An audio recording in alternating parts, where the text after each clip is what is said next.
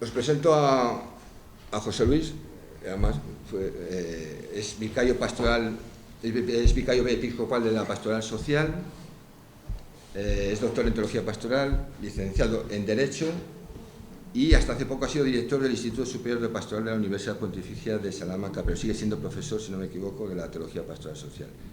Y es profesor del máster de Doctrina Social de la Iglesia que se realiza en el Instituto Social de León XIII. Le damos las gracias, porque tenemos un honor de que la apertura del curso sea por él. Le damos las gracias, la bienvenida, el esfuerzo que ha hecho después de venir de Salamanca y tener la oportunidad de darnos un poco el marco de qué es la doctrina social de la Iglesia, principios y valores. Teníamos más o menos una hora de exposición y después entramos en un diálogo y en ese diálogo pues aclaramos dudas y profundizamos un poco el tema. Pues muchísimas gracias por vuestra invitación. De verdad que es un placer el poder compartir con vosotros y vosotras este rato y en este espacio. Disculpad que haya llegado tarde, pero vengo corriendo de Salamanca y hace uno lo que puede. Después de tu magnífica exposición, digo, has hecho una síntesis imponente de la doctrina social de la Iglesia y de verdad que ha sido magnífica. No sabría yo, pues voy aventajadísimo, que sabe más el discípulo que el maestro. Y bueno, pues no, de verdad que me ha gustado muchísimo porque has hecho un resumen, una condensación de lo que es, de lo que significa y de la vocación de la doctrina social de la Iglesia. Que aparece además recogida en el compendio de la doctrina social de la Iglesia y que tradicionalmente se le ha achacado dos dificultades de las que nos está sacando de manera prodigiosa el Papa Francisco.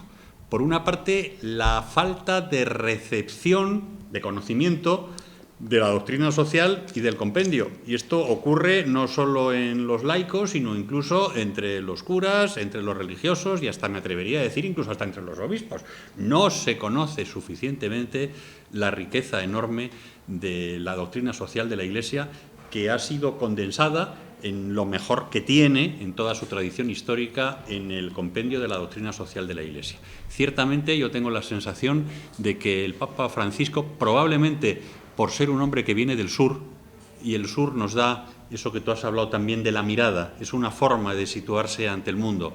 El ubicarse a los pies de los crucificados, de los dolientes, de los sufrientes, de los injusticiados, da una mirada que no solamente es mucho más radicalmente evangélica, sino que permite abarcar la totalidad. Desde las bajuras se puede aprender y comprender la totalidad de la realidad. Desde las alturas se parcializa y se entra en esa dinámica exclusógena, pues que caracteriza el mundo de la economía, de la política y tantas otras cosas. Por ello digo, el Papa Francisco nos ha rescatado y nos ha socializado el acervo precioso de la doctrina social de la Iglesia, que era una de las grandes dificultades que la teníamos, pero no hablaba nadie de ella, no la conocía nadie.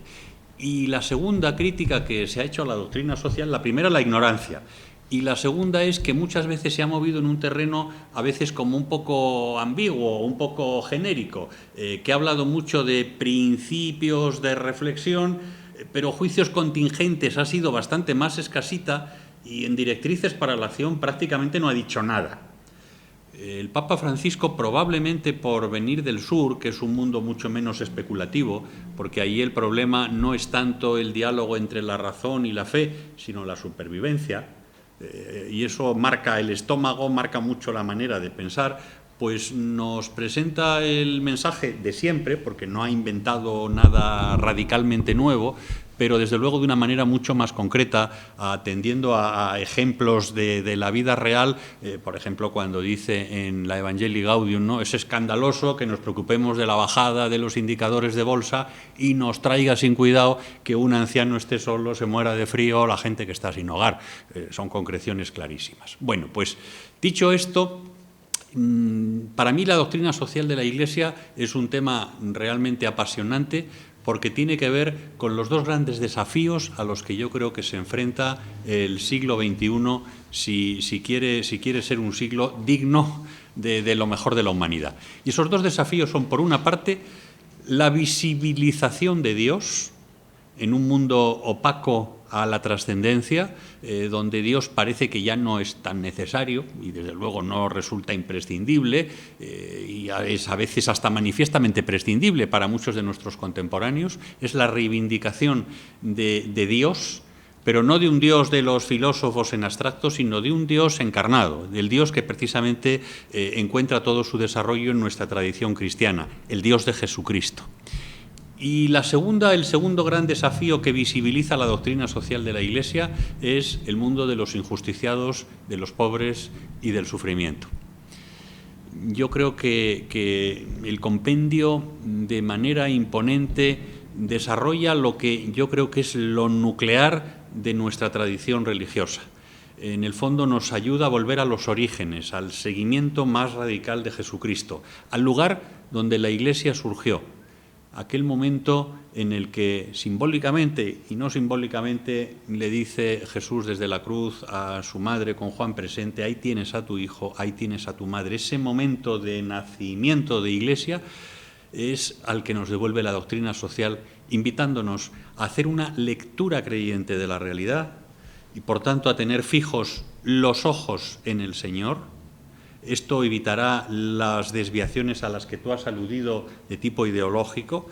Miramos al Señor, miramos a la fuente que es el Evangelio de Jesucristo como fuente más radical y más limpia. Nos ubicamos a los pies de la cruz y, por tanto, no en otro lugar, a los pies de todas las cruces, y al mismo tiempo procuramos ser uno para que el mundo crea.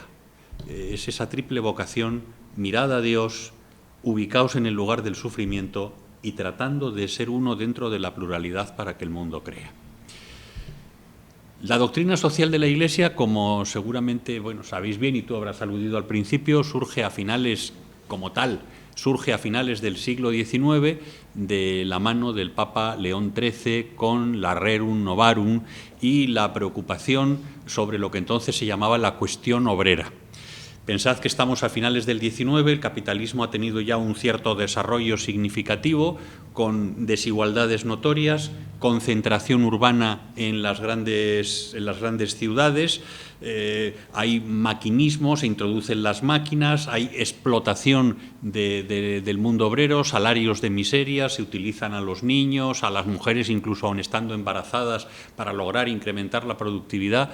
Y ante esta situación de opresión, el Papa León XIII, precedido probablemente por mucha gente anónima, que eso es otra, ¿no? En la Iglesia a veces vemos los libros, pero no se nos puede olvidar que estos libros y lo que dicen los libros ha sido posible porque ha habido cristianos y cristianas silenciosos, discretos, que en el Tajo, en la fábrica, en los barrios, en las casas, en las cabeceras de los enfermos, en los lugares del dolor, a los pies de todas las cruces, han estado viviéndolo y reflexionándolo también a su modo, y lo que hace esto es recoger eso. Y por tanto yo estoy convencido de que el Papa León XIII no habría sido capaz de formular la Rerum Novarum si antes no hubiera habido un montón de cristianos y cristianas que estaban viviendo ese evangelio en medio del mundo del trabajo, de la opresión y lo que llamamos técnicamente los predecesores de la doctrina social de la Iglesia. Pues obispos, curas, militantes que estaban en medio del mundo obrero defendiendo los derechos de la gente más vulnerable y tratando de transmitir el Evangelio, que no es otra cosa siempre que dar buenas noticias de parte de Dios a quienes las reciben malas, de parte de las injusticias de la vida o de cualquier tipo de dolencia o enfermedad. Pues bien, una de las cosas preciosas que tiene la doctrina social de la Iglesia es que nos muestra cómo hemos ido avanzando como Iglesia y yo creo que estamos en un momento, en ese sentido, apasionante, único. Dices único porque es el que nos toca vivir, y como es el que nos toca vivir, tenemos que vivirlo con toda pasión y porque es irrepetible. Y diréis, pues cada generación tiene su único momento. Pues es verdad, pero además se dan una serie de circunstancias que creo que lo hacen especialmente apasionante, porque probablemente en los últimos siglos nunca hemos tenido una calidad de significatividad en la Iglesia evangélicamente tan potente como en los últimos tiempos. Pensad en la historia del siglo XX, que a nivel humano, pues hay quien dice que es la historia más sangrienta, el siglo más sangriento de la historia, 2 guerras mundiales, el Holocausto, los campos de concentración de uno y otro signo, y hemos tenido, sin embargo, probablemente el siglo con más papas santos. Unos canonizados ya y reconocidos por la Iglesia, otros en vía de ello, y en todo caso unas personas con una personalidad y con una aportación a la Iglesia de primer orden, cada uno con su carisma, cada uno con sus cualidades y sus diferencias que son notorias entre unos y otros. Pero creo que pocos siglos, o ninguno me atrevería a decir, salvo quizá el primero, en la historia de la Iglesia hemos tenido unos papas con una calidad humana y cristiana tan importante como este. Y yo creo que pocos momentos hemos tenido en la Iglesia donde por vivir, sobre todo a partir de la última mitad del siglo XX, más a la intemperie, hemos vuelto más a los orígenes. La Iglesia, cuanto más se ha acercado al poder, cuanto más se ha separado de la cruz y cuanto más ha desviado los ojos del Señor, pues ha sido más poderosa, ha sido más visible, pero probablemente se ha mundanizado, como gusta decir al Papa Francisco, ¿no? Bueno, pues nos encontramos, yo creo, en ese sentido, en un momento apasionante, donde, desde luego, buena parte de la significatividad evangélica de este momento viene de la doctrina social. Y si estaba empezando con León XIII, era para, y he terminado ahora con el Papa Francisco y la significatividad de este momento, es para ahora recorrer, aunque sea a grandes rasgos, los distintos momentos por los que ha pasado esta doctrina social. Con León XIII caímos en la cuenta de la cuestión obrera. En aquel momento fue escandaloso. Había periódicos que decían: el Papa se ha vuelto loco, ¿qué hace el Papa hablando de los obreros? ¿Qué hace el Papa hablando de los sindicatos? Si de lo que tiene que hacer el Papa es hablar de Dios. Fijaros hasta dónde habíamos llegado en esa disociación entre la causa de Dios y la causa de los seres humanos. Cómo nos habíamos olvidado del elemento nuclear de nuestra fe, que es el principio de encarnación, que Dios se ha hecho de nuestro pellejo, de nuestra propia condición, que en la cruz ha asumido la humanidad como en ninguna otra religión es posible encontrar. Dios en Cristo muere porque los seres humanos morimos, y esa es la limitación que a todos nos pone nerviosos, pero es que además Cristo en la cruz muere porque los hombres a veces, tristemente, somos unos salvajes y matamos. Esa solidaridad tan rabiosa con la condición humana, con la limitación finita que no tiene que ver con el pecado original tal vez, pero no con la culpa humana, personalísima, y la otra que tiene que ver mucho con la responsabilidad que es el asesinato. Pues con las dos. Es el grado más sublime de encarnación. Y además la identificación, como en ninguna otra tradición religiosa, con los empobrecidos como sacramento mismísimo de Jesucristo.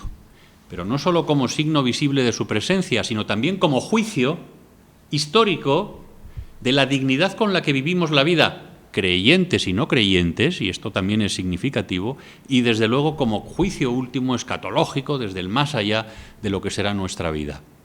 Esto es absolutamente inédito, y sin embargo lo habíamos olvidado y habíamos presentado a Dios por una parte, y las cosas de los seres humanos y la justicia social se nos había olvidado durante siglos. No me voy a meter ahora en la historia de la moral social, pero es interesantísimo descubrir cómo hay momentos que coinciden con los momentos de mayor precariedad en medios, donde hemos desarrollado una exquisita sensibilidad por la justicia, y momentos donde la Iglesia ha ocupado, institucionalmente hablando, posiciones de más poder, donde nos han preocupado otras cosas mucho más casuistas y mucho menos relativas a la justicia.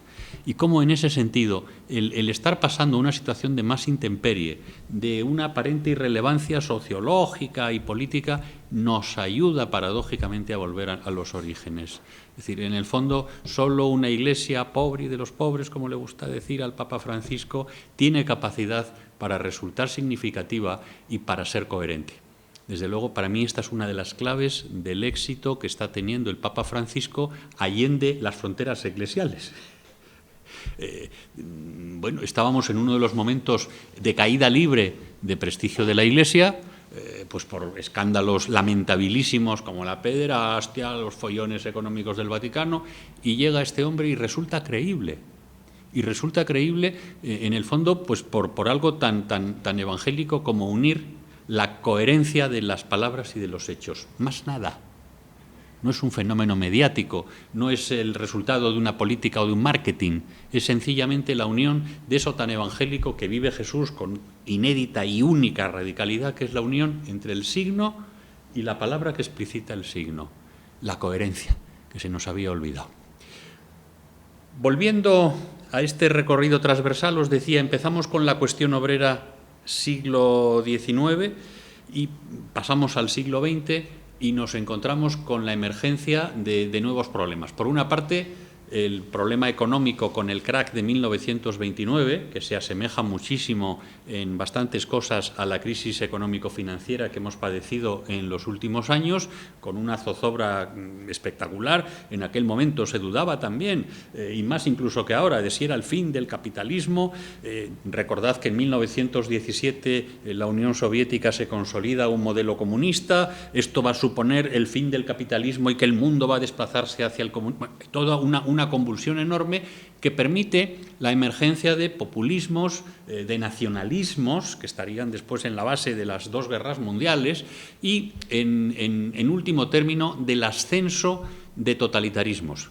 Ojo, porque tenemos que aprender de la historia, no solo de la historia de la Iglesia, sino de la historia universal, que la historia muchas veces es recurrente en muchas cosas.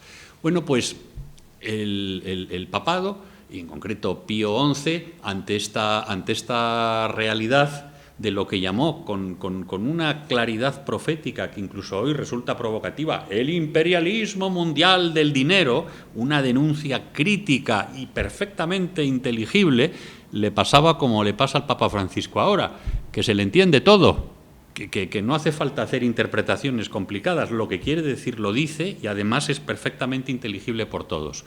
Bueno, pues en aquel momento hay dos frentes. Uno es el económico. El capitalismo del siglo XX ya no es el capitalismo del siglo XIX. Han aparecido grandes lobbies, grandes multinacionales. El proceso de acumulación de capital que denunciara Marx en el siglo XX, lo que denunciaba Marx era un niño comparado con lo que vino después y con lo que ha seguido viniendo ahora. Pensad, por ejemplo, en el tema que denuncia Benedicto XVI en Caritas in Veritate de la sobreprotección de algunas formas de propiedad. No entra en mucho más, pero está pensando clarísimamente en patentes y marcas, en el tema de la industria farmacéutica, en la sobreprotección de la propiedad intelectual e industrial. Ahora volvemos otra vez a meter en la cárcel con la última reforma del Código Penal a los subsaharianos que están buscándose la vida con el top manta, es decir, habíamos conseguido sacarlos del Código Penal, ahora lo volvemos otra vez a endurecer las penas por la presión, bueno, pues de los lobbies internacionales que defienden la propiedad intelectual e industrial, es decir, con una fuerza enorme. Ya sabéis que casi 90% de las patentes y marcas están en manos de 4 países, curiosamente, además del norte, todos ellos, y primeras potencias económicas. Es decir, hay un proceso de acumulación de lo que hoy se llama el factor conocimiento, que es infinitamente más grande que el proceso de acumulación del factor financiero económico. Bueno, pues esto de alguna manera caracteriza el primer tercio del siglo, empieza a emerger en el primer comienzo del siglo XX, y el Papa Pío XI lo detecta con claridad. Al mismo tiempo han emergido, recordad, el ámbito comunista, el ámbito fascista en Italia y el ámbito nazi. Y entonces nos encontramos con documentos menos conocidos de la enseñanza social de la Iglesia, de Pío XI y de Pío XII, más en concreto, que lo que hacen es denunciar los totalitarismos. Es decir, no solamente importa ya la cuestión obrera, la cuestión social, la cuestión laboral, sino que empieza a preocupar la cuestión política. Entendida siempre la política no en términos de los partidos. Cuando en la doctrina social de la Iglesia hablamos de política, hablamos de la polis, hablamos de la ciudad, hablamos de la búsqueda del bien común, de la justicia social, de la convivencia en paz, del reconocimiento de los derechos de todos. No estamos diciendo cómo se concreta la partitocracia, que esa es otra guerra que a mí cada vez me aburre, la verdad, cada vez más, ¿no? Sino que está apuntando a ese principio del que luego hablaremos, que es el principio de participación que se articula a través de la democracia. Cuestión obrera, finales del siglo XIX, cuestión económica primero, primer tercio del siglo XX y a consecuencia de un crack que pone al sistema económico en franca crisis, la emergencia de populismos que provocan el ascenso de totalitarismos de signos completamente diferentes, pero vinculados todos porque pretenden constituirse en religiones, y al final lo que piden es la adhesión totalizadora de la persona y la incompatibilidad clara que tiene eso con el universo religioso y con la misma dignidad de la persona, ¿no? Tercer momento. Pues un tercer momento que se suma a la cuestión obrera, a la cuestión económica y a la cuestión política, y es el tema del norte y el sur. Porque hasta este momento la reflexión de la enseñanza social de la Iglesia ha sido bastante europocéntrica. Cuando hablábamos de los obreros, estábamos pensando los obreros en las fábricas de Liverpool, por ejemplo, pero no estábamos pensando en las maquilas de América Latina o de lo que pasaba en otros ámbitos. Todavía nuestra reflexión, y por eso digo, es muy bonito descubrir cómo hemos hecho, y la Iglesia en ese sentido se ha dejado llevar por el soplo del Espíritu y nos hemos puesto no solo a tono de los tiempos, sino que además, como debe ser, para ir por delante y contraculturalmente, las dos cosas, porque hay que ir por delante, por una parte, para ser profetas, y por otra, no adaptándonos necesariamente a todo lo que los tiempos vienen trayendo, sino para funcionar de manera también contracultural. Pero sigo, que voy y vengo. Primero, la cuestión obrera, segundo, la cuestión política, tercero, la cuestión económica, y cuarto, el tema del norte y el sur, que empieza a presentarse de manera cada vez más evidente a partir del pontificado del Papa Juan XXIII. Y dos documentos que simplemente con el enunciado nos dicen mucho. Me refiero a la Mater et Magistra, donde fijaros el orden, que no es una casualidad, en el que se presentan los dos atributos de la Iglesia. El Concilio Vaticano I, que se había celebrado a finales del siglo XIX, había hablado sobre todo de la Iglesia en los aspectos más institucionales. El Papa Juan XXIII, antes de convocar el Concilio Vaticano II, publica Mater et Magistra. El Concilio Vaticano I hablaba de la Iglesia como magistra. El Papa Juan XXIII invierte, entre comillas, el orden y dice, la Iglesia es Mater et Magistra. Está apuntando a algo que ha desarrollado también muy explícitamente el Papa Francisco cuando habla de esa Iglesia madre, de esa Iglesia casa de la misericordia, casa de las segundas oportunidades, espacio habitable por todos. Mater et Magistra. No puede renunciar a ser maestra, pero es maestra desde el ser previamente madre de todos. Y en estos textos, tanto en Mater et Magistra como en Pacem in Terris, se producen dos cosas desde mi punto de vista muy, muy importantes. Por una parte, el asumir una visión mucho más totalizante. Ya no estamos hablando, porque en el fondo el tema del comunismo, el nazismo, el fascismo, 3/4 partes o toda estaba produciéndose en Europa. Y bueno, luego tenía ramificaciones importantes en todas partes del planeta, ¿no? Pero el centro seguía siendo Europa. A partir de Mater et Magistra y Pacem in Terris, el horizonte ya es planetario.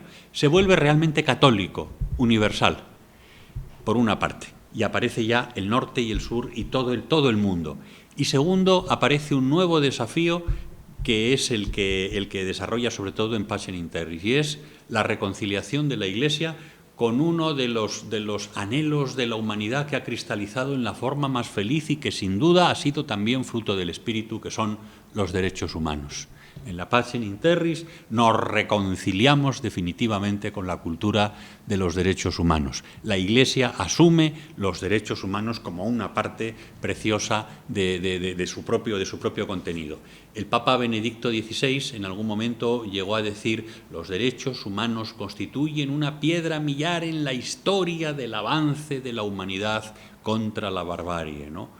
Y el Papa Juan Pablo II diría también en Naciones Unidas, en otro momento, pues diría que los derechos humanos representan también, de alguna manera, una parte significativa del proyecto del sueño de Dios. Es decir, son una parte significativa del sueño. No es la totalidad, obviamente, porque son manifiestamente mejorables, pero sí representan una cristalización de lo mejor de la humanidad. Bueno, pues ya tenemos la cuestión obrera, la cuestión económica, la cuestión política, el norte y el sur.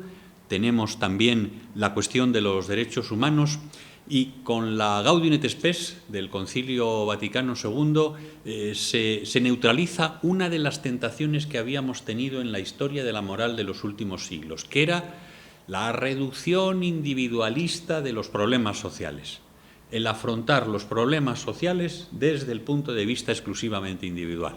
Creo recordar que es el número 33 de la Gaudium et Spes, cuando dice, demasiadas veces hemos... El 33 o el 34. Digo, ahora porque dudo.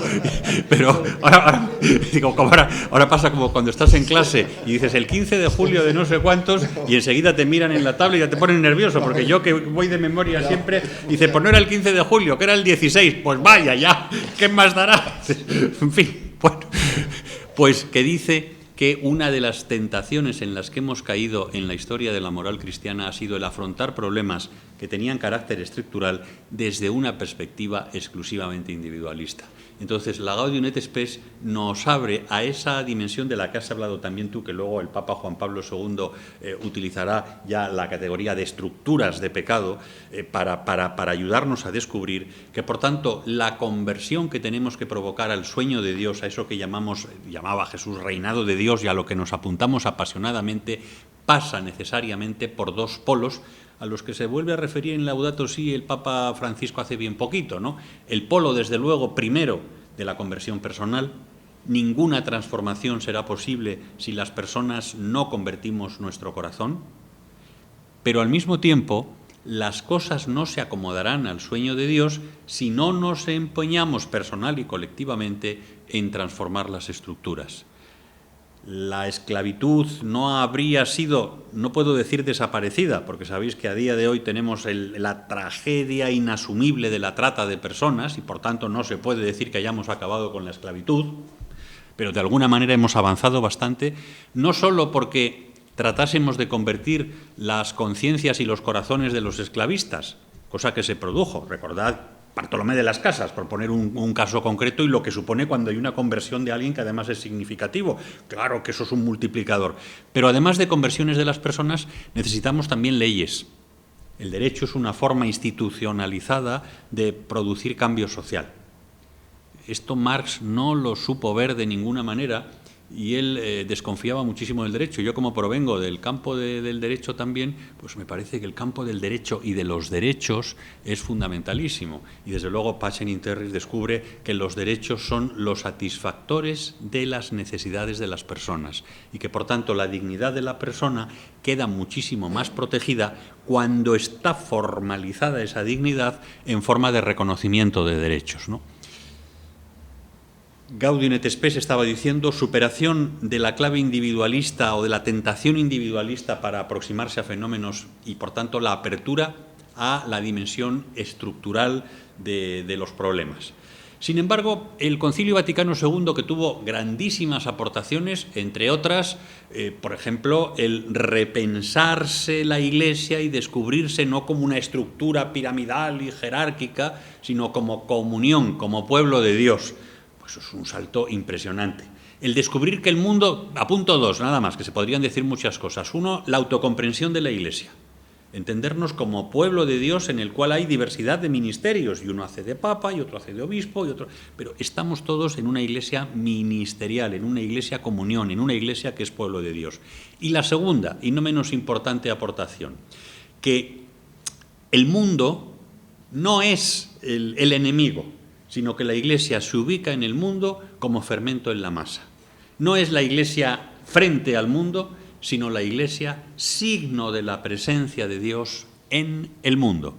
Y por eso, esto ya lo digo yo, no lo dice el Concilio, yo creo que los cristianos y las cristianas tenemos el desafío de ser, primero, normales, quiero decir, que no nos vean como bichos raros, porque el mensaje, nuestro lenguaje, tiene que ser un lenguaje normal, que se nos entienda. A los curas en las homilías, que no digamos palabras rarísimas. A los laicos cuando compartimos lo que creemos y nuestras convicciones en un lenguaje que sea absolutamente normal, inteligible por cualquiera. Eso por una parte, ¿no? Pero además de normalidad, se requiere también de nosotros extravagancia. La extravagancia no supone que nos pongamos el pelo de colorines, sino supone la audacia de atrevernos a vagar en los límites de la realidad y de hacerlo como lugar donde Dios se pone de manifiesto.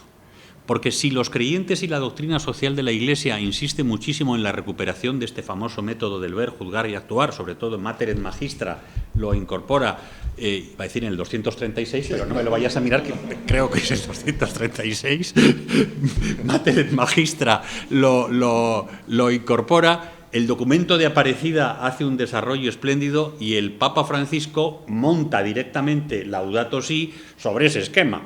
La realidad del mundo, ¿qué tal? El Evangelio, los criterios de juicio y al final las directrices para la acción, y todo coronado por algo que es absolutamente ineludible y que ya decía Ranner, el cristiano del siglo XXI será místico o no será, ¿no? Con esa apelación a la espiritualidad que es como la guinda que colma todo lo anterior y sin la cual podría quedarse todo en un armazón un tanto vacío, ¿no? Me vuelvo al concilio, os recuerdo lo que estoy diciendo. Cuestión obrera, la cuestión económica, crack del 29, la cuestión política, frente a los totalitarismos. A continuación aparece el tema de los derechos humanos y la dimensión planetaria con el tema de la paz y la guerra. El Vaticano II invitándonos a superar la cultura individualista de la moral, aportándonos esas dos grandísimas dimensiones, la Iglesia, pueblo de Dios, y la Iglesia en el mundo, con normalidad y con extravagancia. Esto lo digo yo, que no lo decía el concilio, pero creo que no lo interpreto torticeramente. Pero el Concilio Vaticano II se quedó corta en una cosa. ¿Sabéis en cuál? Una cosa que es fundamental, pues no desarrolló suficientemente el tema de la centralidad que tienen los pobres en la Iglesia. Quizá pues porque fue una reflexión donde el peso más fuerte todavía lo teníamos las iglesias del norte. Y entonces se quedó muy cortito en ese tema. Ciertamente que tampoco era la finalidad de esa reunión conciliar, digo, por justificarlo de alguna forma, pero no lo desarrolla, se queda un poquito apuntado, salió en algunos esquemas, el famoso esquema 3, pero no se desarrolla. Pablo VI es consciente de ello y entonces lo que hace es publicar unos años después una especie de complemento, podríamos decir que es la Populorum Progressio, que es una encíclica preciosa sobre el desarrollo de los pueblos y ese concepto al que tú también has aludido, ese humanismo integral o ese desarrollo integral, que supone desde luego desarrollo económico, pero que no es solo desarrollo económico, que es atender las necesidades materiales de las personas, pero no solo las necesidades materiales, porque los seres humanos tenemos necesidades de muchas cosas, materiales, pero también espirituales, incluso tenemos necesidad de ocio, que es una necesidad fundamental, y por tanto tienen que encontrar respuesta. Pero serán las iglesias locales las que en paralelo con esta manifestación del Papa Pablo VI de sensibilidad por el desarrollo de los pueblos, y es la primera vez, por así decirlo, que se coloca en el ámbito del sur, el desarrollo, cuando está hablando del desarrollo y de los problemas económicos en el mundo, está ya pensando en el sur, aunque sea un Papa del norte, pero ya empezaba a hacer un giro hacia la reflexión desde el sur. En paralelo con todo esto, tenemos que la Conferencia Episcopal Latinoamérica del CELAM empieza también sus propias reflexiones, Medellín, Puebla, Santo Domingo, etcétera, etcétera. Y entonces se va produciendo, no sin ciertas dificultades, que las ha habido, pero han sido dificultades que han provocado crisis. Las crisis no son malas, tampoco en la Iglesia. Las crisis, cuando nos las tomamos con espíritu de fraternidad, cuando nos decimos las verdades a la cara, cuando somos capaces de dialogar, nos ayudan a crecer. De manera que en cierto momento se produce una cierta crisis entre algunas teologías contextuales, teología de la liberación, teología política y la doctrina social de la Iglesia, que se ven inicialmente como con cierta desconfianza, porque las dos tocan la cuestión de los pobres. Lo interesante es que tanto, digamos, el magisterio más oficial como las teologías contextuales han tenido el grandísimo acierto de empezar a reflexionar sobre algo que nos habíamos dejado en el tintero, que era el mundo de los pobres. Y después de una serie de años y de sus fricciones y sus errores y sus cosas por una parte y a veces también de un rigor por otra, al final llegamos a un modelo de mutua fecundación. Y para mí, en ese sentido, lo que ha ido ocurriendo en los pontificados posteriores es que se ha ido produciendo un encuentro tanto desde la reflexión del magisterio pontificio, que ha ido abriéndose cada vez más hacia el mundo de los pobres, y en el Papa Francisco es un mensaje absolutamente nuclear y transversal, como también en la propia reflexión que han ido haciendo las teologías contextuales, pues porque algunas también tenían tesis ciertamente más que discutibles. Bueno, algunas muy radicales incluso preconizaban la revolución mediante el ejercicio de la violencia. Cosa pues que a mí me parece clarísimamente incompatible con la fe cristiana, ¿no? Bueno, pues yo creo que entre unos y otros vamos dando pasitos y entonces pasamos después estamos ya en el pontificado del Papa Juan Pablo II, donde tiene un recordatorio importantísimo del trabajo que se había hecho previamente y donde nos da una encíclica imponente sobre la realidad del mundo del trabajo. Y donde pone su impronta personal, porque había sido un papa currante. Entonces, inevitablemente, la experiencia personal nos media nuestro lenguaje. Por eso, como tú decías antes, y os he recordado yo ahora, es tan importante el lugar existencial donde nos ubicamos. Porque si no, nos quedamos en que esto sea un libro, y sea doctrina, pero en el sentido aburrido del término. Es decir, no sea parte de la vida social de la Iglesia. Sin los pobres, esto ni es doctrina, ni es social, ni es de la Iglesia. Pero digo sin los pobres en solidaridad con ellos, tocando, como dice Francisco, haciéndolos carne y tocando su carne y dejándonos tocar, dejándonos afectar por ellos, dejándonos encontrar con ellos, poniéndonos a tiro de sus requerimientos, compartiendo sus impotencias, sus dolores, sus sufrimientos, sus anhelos. Entonces sí es doctrina social de la Iglesia. Si nos falta ese lugar existencial de compartir el sufrimiento con los demás, ni es doctrina, ni es social, ni es de la Iglesia, sencillamente porque no es cristiana siquiera, ¿no? Por más que quede en libros preciosos y, digamos, manifestaciones grandilocuentes de grandes principios, ¿no? Pues bien, Juan Pablo II introduce la dinámica del trabajo y en ese sentido con un talante, me atrevería a decir, reivindicador, porque él se ha sentido trabajador y seguramente que se ha sentido también él mismo explotado. Y entonces desarrolla incluso un concepto novedoso que es la dimensión subjetiva del trabajo, que es decir, es que tan importante como el salario justo, como las vacaciones debidas, como la no explotación laboral, es que el trabajo suponga el despliegue de la creatividad humana, la participación del ser humano en la obra creadora de Dios. De alguna manera, la creación, entendédmelo bien, necesita también la obra co-creadora de los seres humanos que prolongan esa mano creadora de Dios siglo tras siglo, expandiendo su sueño a las generaciones que vienen detrás. Y eso lo hace un papa trabajador con una sensibilidad exquisita por el trabajo. Y como una mirada hacia lo que había pasado en todo el siglo le hace descubrir al Papa Juan Pablo II pues que el norte y el sur desde la Populorum Progressio no habían hecho, y desde mucho antes la fractura se iba abriendo, publica otra encíclica también muy profética que es La Solicitudo Rei Socialis. Y en esta incluso llega a hacer afirmaciones que no nos hemos tomado en serio, que se han quedado como retóricas, que es el gravísimo riesgo que ha tenido la doctrina social de la Iglesia, que podamos hacer de ella, sin los pobres, también ideología. Porque si no incorporamos los pobres efectivamente a la experiencia cristiana, se nos queda en una preciosa ideología. Y así nos pasó que el Papa Juan Pablo II, al término de Solicitudo Rei Socialis, pues llega a decir, pudiera ser que en situaciones de necesidad incluso tendríamos que vender los objetos sagrados, como decía, y no hemos vendido a nadie nada.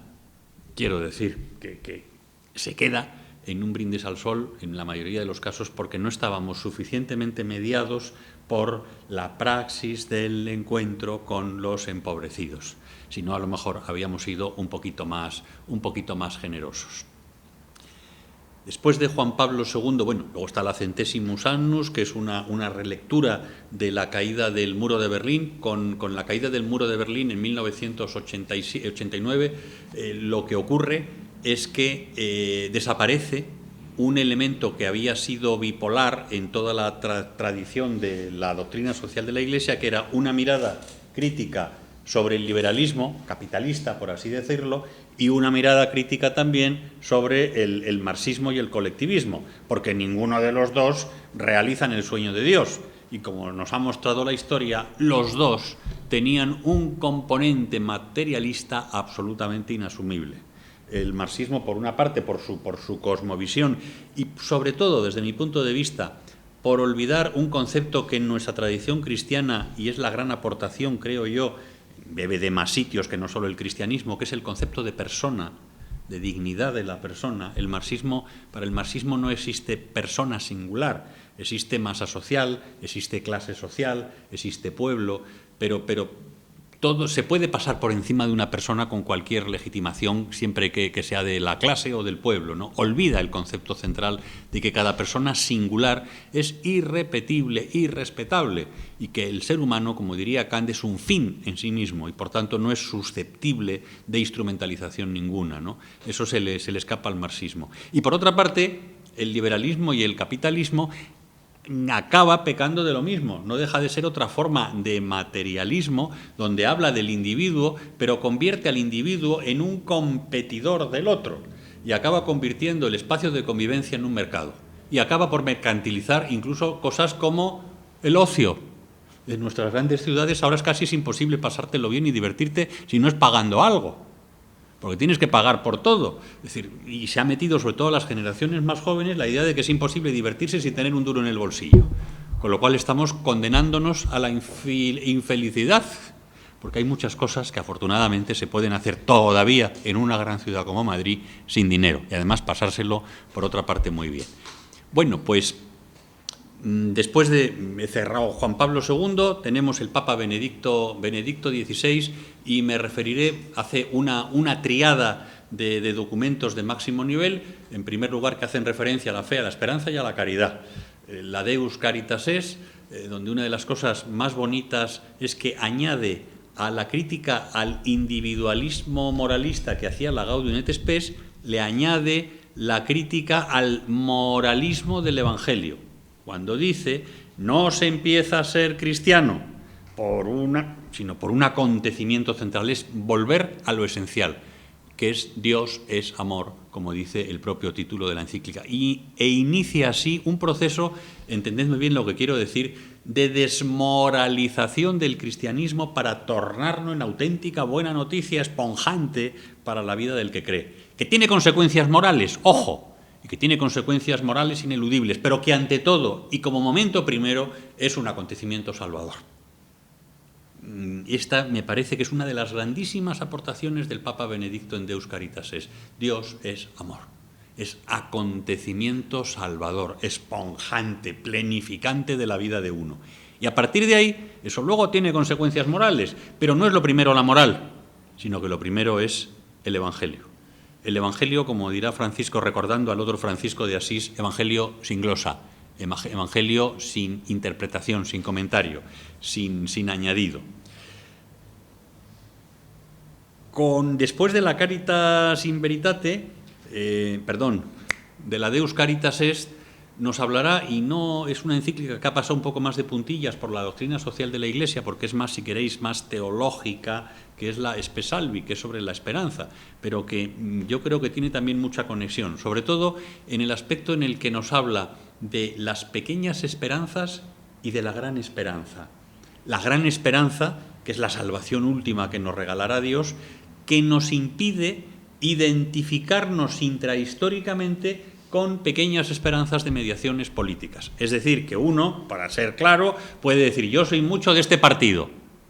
Y no, pues es muy legítimo que tú seas, pero no identifiques jamás el reino de Dios con ese partido. Mantén una distancia crítica frente a las mediaciones. Apúntate a lo que quieras, vota a quien te dé la gana, pero por favor no creas que el reino de Dios se va a realizar a través de una mediación concreta en su plenitud. Distancia crítica. Es decir, hay pequeñas esperanzas que son signos que a todos necesitamos y que nos ayudan y que los alivian, pero no confundamos las pequeñas esperanzas con la gran esperanza, que la gran esperanza funciona a modo de reserva escatológica, es decir, es la garantía de que nuestras realizaciones humanas ninguna va a agotar el reino de Dios, y por otro lado tiene una función tensional para decir siempre, y por muy bien que lo hagamos, tenemos que seguir mirando hacia el sueño de Dios, que va siempre mucho más allá de nuestras realizaciones. En el fondo es la relativización de nuestras mediaciones históricas y la absolutización de lo único absoluto.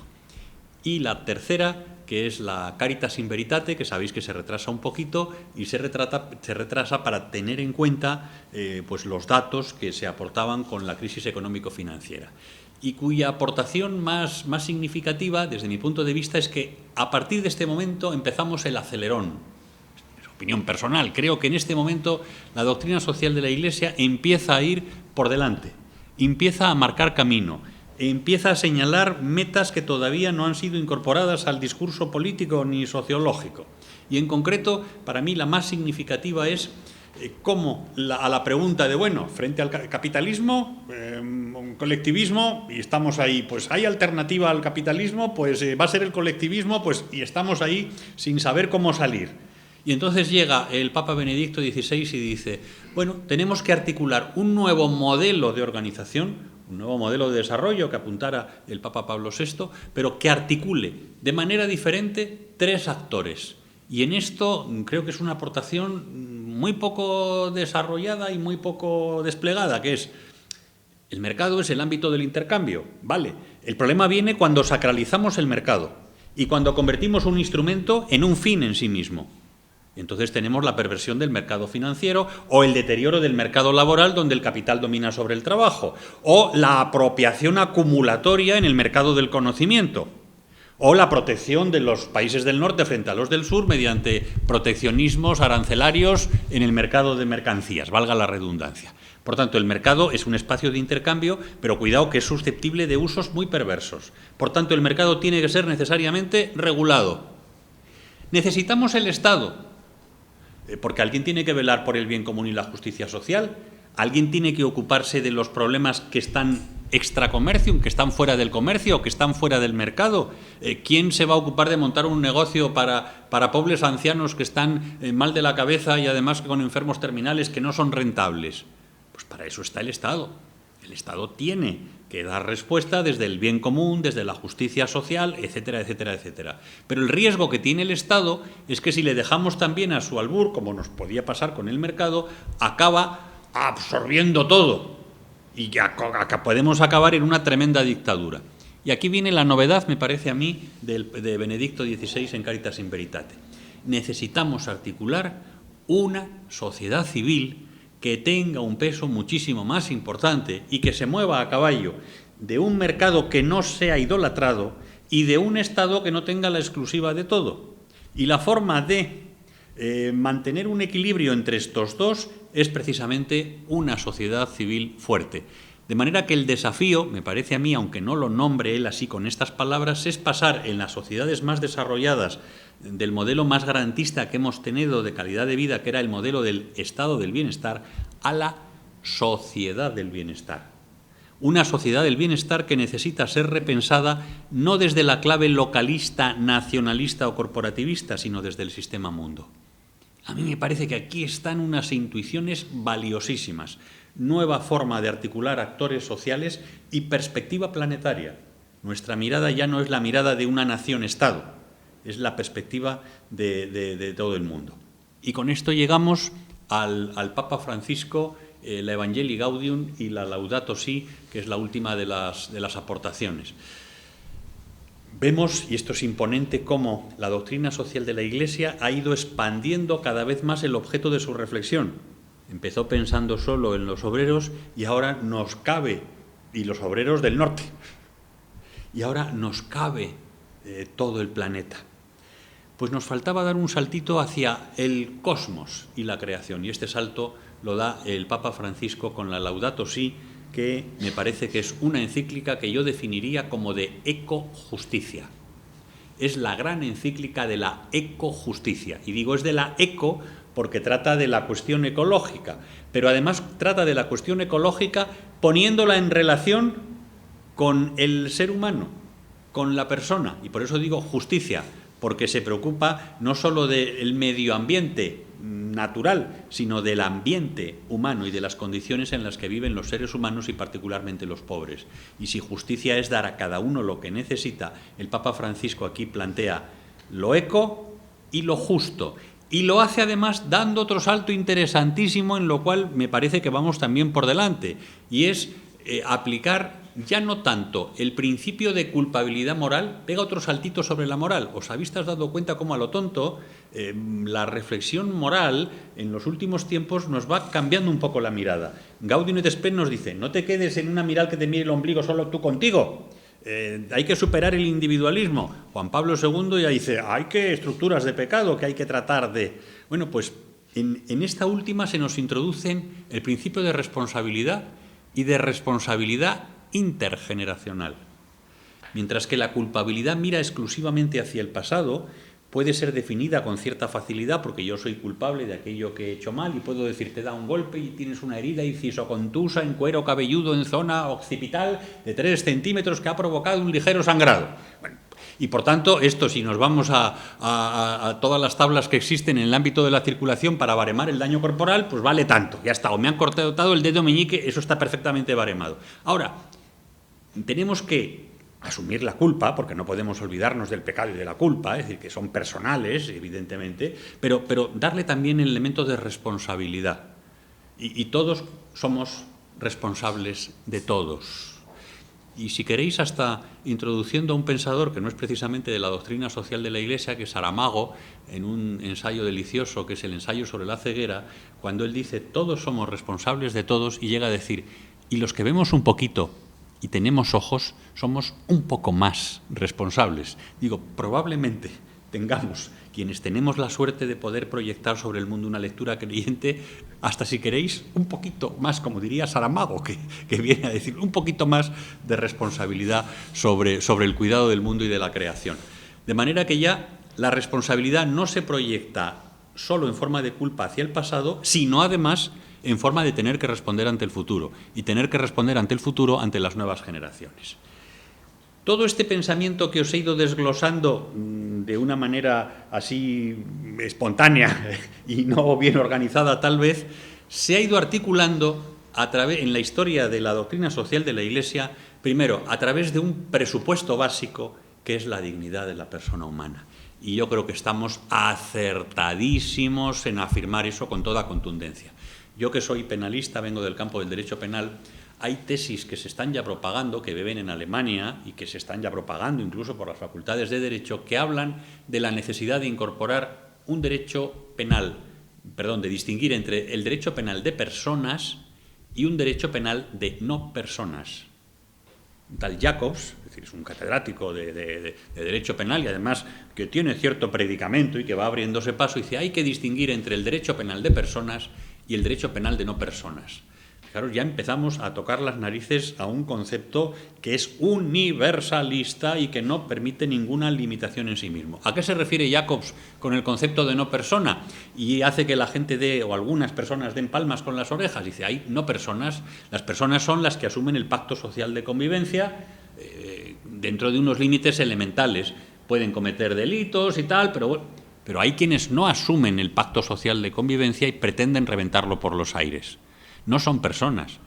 El fundamentalismo islámico, una persona que vuela los trenes en el 11M, es una no persona. Porque no se ha limitado a matar a alguien o incluso a robar a alguien, sino es que quiere romper las bases de toda la sociedad. Quiere destruir todo el sistema, dice Jacobs. Dice, por tanto, es una no persona. Y una no persona no puede reclamar el derecho a ser tratada como persona.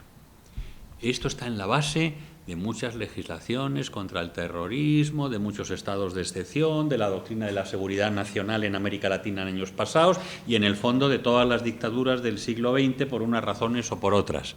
Entonces, hemos tenido el grandísimo acierto, y además me parece irrenunciable, y es una aportación genuinamente nuestra, que bebe de orígenes complejos, pero que es nuestra, el concepto de la dignidad de la persona humana.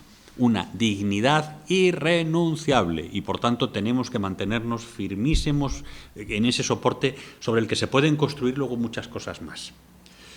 Además de este principio que es el presupuesto, la doctrina social de la Iglesia, en todo ese despliegue temporal que he intentado expresaros, se maneja con algunos principios más. Uno primero, el destino universal de los bienes de la tierra, que destaca en la Laudato Si y en otras muchas más, ¿no?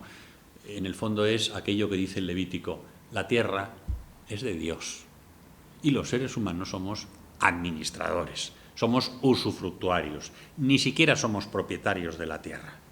Pues como para andar absolutizando las líneas que marcamos sobre el planeta, que además se marcan por intereses muy espurios, y si no, pensad en la colonización y descolonización de África y dónde hemos puesto las rayas y por qué tiene África tantas rayas que están seguidas con regla. Pues porque han sido trazadas con regla, obviando a veces pues problemas de tipo étnico o de tipo de, pues eso, tribal. Pues hemos puesto la raya y hemos decidido que de Raimundo Fernández de Villaverde para acá es Madrid, que el otro se llama otra cosa. ¡Hala!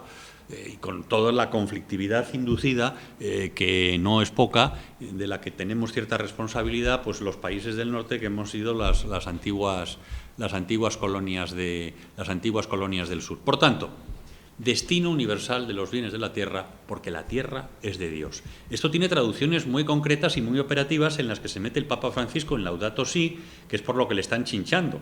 Porque si te mantienes en decir destino universal de los bienes de la tierra, bueno, pues oye, ¿quién no está de acuerdo? Pues que oye, pues. Pero claro, viene el Papa Francisco y nos dice en Laudato Si, mucho cuidado con privatizar el agua. Ya la hemos liado. Digo, y esta es una de las características que tiene, como os decía al principio, el pontificado del Papa Francisco, que, primero, provoca una recepción efectiva de la doctrina social de la Iglesia desde un principio de coherencia, pero segundo, no se limita a los principios generales o a los juicios contingentes, sino que da directrices para la acción, que incluso podrían estar equivocadas en algún caso. No pasa nada, porque el gran pecado que muchas veces hemos cometido en la doctrina social de la Iglesia, que no es solo doctrina social pontificia, que en ese sentido el compendio recoge solo y exclusivamente la doctrina social pontificia. Yo cuando salió decía mi única crítica es el título, que yo le habría llamado mejor doctrina social pontificia, porque lo que recoge son los documentos de los papas, pero además de los documentos de los papas hay documentos de las conferencias episcopales. Digo, el CELAM, Medellín, Puebla, no sé cuántos, también es doctrina social. También es doctrina social las que elaboran los movimientos apostólicos, la que se reflexiona en las diócesis, la que se reflexiona en las conferencias episcopales. Es decir, la doctrina social es una realidad que está desarrollándose en la vida de la Iglesia, no solo es lo que dice el Papa. Pero vamos, lo que dice el Papa me parece estupendísimo, por otra parte, ¿no? Pero vaya, digo, si yo es la única objeción, que a lo mejor la había llamado doctrina social, compendio de doctrina social pontificia, porque la de la Iglesia incorpora muchísimos más elementos que no aparecen recogidos aquí y que son un despliegue que aterriza en situaciones concretas que tal vez el Papa tampoco tenga por qué aterrizar necesariamente. Pero Francisco no dice, en este contexto de mercado, tal vez una economía centrada en la especulación y el lucro bajo determinadas condiciones pudiera ser que genere efectos colaterales que provoquen a su vez deseconomías de escala, que provoquen no sé qué, sino que dice, una economía así mata. Vaya, que se le entiende todo. Y aterriza en cuestiones concretísimas como esta que os he mencionado, de denunciar la privatización del agua o hacer una crítica al encuentro de Perú o reconocer explícitamente que esto va orientado al encuentro que van a tener ahora en París sobre el cambio climático y que lo que quiere es presionar para conseguir que se reduzcan los gases de efecto invernadero. Y no se corta un pelo en decirlo así de claro. Es contextual, clarísimamente. Y fijaros, pudiera ser que hasta se pueda equivocar en alguna apreciación. No pasaría nada, porque no está formulado como principio general, sino que son directrices para la acción que tienen un carácter muchísimo más coyuntural y donde yo creo que el desafío es responder a la realidad. Y nos habrá pasado y nos pasa a todos que a veces nos equivocamos y dices, oye, pues tengo que modular un poquito más la respuesta porque yo lo veía así, pero unos años después veo otra cosa. No pasa nada. El mayor pecado que se ha cometido desde mi punto de vista ha sido el silencio. El dejar la doctrina social en términos muy ambiguos. Por tanto, a mí no me parece mal que en ese sentido el Papa se moje, aterrice, concrete y con ello nos obligue a quienes estamos en instancias mucho más inmediatas a la realidad a ser mucho más concretos, mucho más críticos y mucho más aterrizados, incluso aunque podamos equivocarnos, pues reconoceremos nuestro error y trataremos de nuevo de hacer una lectura creyente desde esos principios generales de la Iglesia. Destino universal de los bienes de la tierra. Otro principio, el del bien común, que ha tenido una admirable expansión. Y en ese sentido, Laudato Si le da también un sentido, ratifica algo que ya venía apuntándose desde pontificados anteriores y es superar la noción de bien común entendida en un sentido aristotélico nacionalista. Me lo vais a entender enseguida con el tema de los flujos migratorios. El bien común de España exige que los españoles estemos muy bien. Y, por tanto, en la medida en que estemos nosotros muy bien, pues podemos aceptar que venga alguien a nuestra casa. Yo vivo en mi casa y tengo mi plato de comida. Mi bien común y el de mis hijos es que comamos todos este buen plato de comida. Por tanto, si alguien viene y yo me pide que le dé de comer, pues el límite está en lo que yo considere el bien común de mi comida, de mi plato y de mi familia. No sé si me estoy explicando. Esto también se nos ha contagiado, porque en la Iglesia participamos de muchas cosas buenas y también malas de nuestro mundo. Bueno, pues en los últimos pontificados ya hemos empezado a hablar, afortunadísimamente, el bien común es el de toda la familia humana. El bien común es el bien común global. Por tanto, la referencia para el control de los flujos migratorios no puede ser el si a mí me incomoda un poquito y ya estoy un poquito peor, sino claro que habrá que regular como todos los grandes flujos migratorios, pero tendrá que ser desde el bien común de toda la familia humana. Y por tanto, pues igual efectivamente hay que asignar cuotas. Las que han asignado ahora son absolutamente cicateras y las personas que van a venir en asilo en 2 años secuenciadas en trimestres, el impacto sobre Madrid es ninguno, ni nos vamos a enterar. La posibilidad de que nos encontremos con un refugiado de los que han sido admitidos en el metro de Madrid es prácticamente ninguna, porque es una cifra mínima, ¿no? Pero está bien que haya habido una política de justicia distributiva. Otra cosa es si la cantidad es cicatera o es generosa, ¿no? Y que el criterio tenga que ser el bien común de todos. Por tanto, el paso del bien común nacional, localista, corporativista al bien común de la entera familia humana me parece que es un avance importantísimo en la doctrina social de la Iglesia. Además está el principio de solidaridad, precisamente porque partimos de una noción de persona que no es individualista, que no es autista, que no es solipsista, sino que es abierta a los demás y que además despliega su identidad en el encuentro con los otros, en la solidaridad con los otros. Voy terminando. Principio de subsidiariedad, tanto ascendente como descendente. No se nos debe olvidar.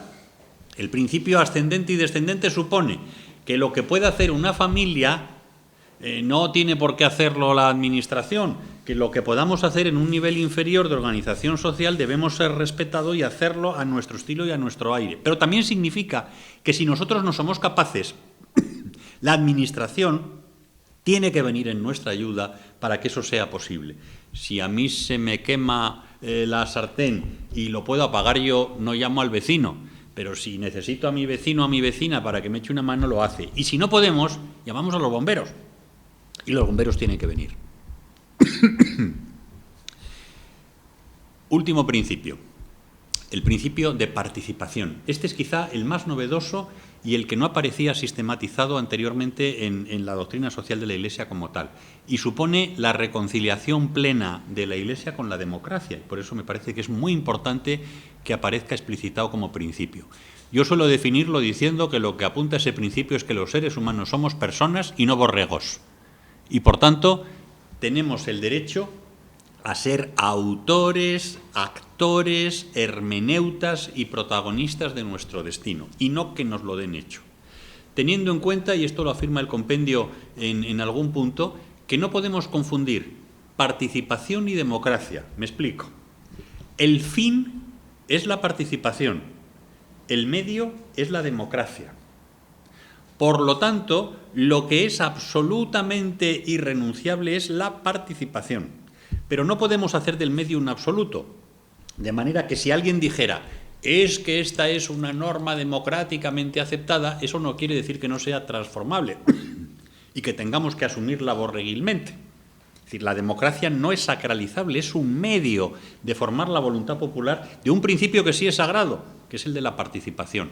Y esto también previene, frente a la tentación que hemos tenido, y particularmente las potencias del planeta más importantes, y Estados Unidos en particular, de decir, exportamos la democracia. Cuidado, que las exportaciones de democracia han llevado a crasos errores gravísimos. Lo que, si cabe hablar así, hay que exportar no es la democracia, sino asegurar la participación. Porque incluso en términos políticos, la democracia parlamentaria no es igual que la democracia presidencialista. El funcionamiento de las instituciones en España no es igual que el en Francia. Las competencias del presidente de los Estados Unidos no son las competencias del presidente del gobierno español, pero ni de lejos. Los mecanismos de control de poderes funcionan de manera absolutamente diversa en Francia, en España y en Estados Unidos. Y nadie dudará que son democracias. Es decir, cuidado con la sacralización de una forma concreta de la democracia y con la pretensión de exportarla universalmente. Lo que hay que asegurar es el principio de participación. Y en ese sentido, incluso intraeclesialmente hay que sacar conclusiones, no tanto para hacer que la Iglesia sea una democracia al modo político humano, sino para que la Iglesia sea un espacio de participación corresponsable de absolutamente todos. No sé si me explico, es un pequeño matiz, pero no se puede confundir participación, que es el fin, con democracia, que es el medio. Bueno, pues a través de estos grandes principios y transversalmente con la idea de libertad, justicia, verdad, igualdad, la doctrina social de la Iglesia, y concluyo, lo que pretende hacer es ayudarnos a una lectura creyente de la realidad que se caracteriza, me parece a mí, porque es una lectura amable, ve al mundo como lugar de Dios, ve lo bueno y lo bonito del mundo y de la creación y, por tanto, siente pasión por hacerse presente en ese mundo, pero al mismo tiempo tiene una mirada crítica, porque hay en el mundo mucho de sueño de Dios, pero también hay bastante de pesadilla. Y la función de la doctrina social de la Iglesia es alentar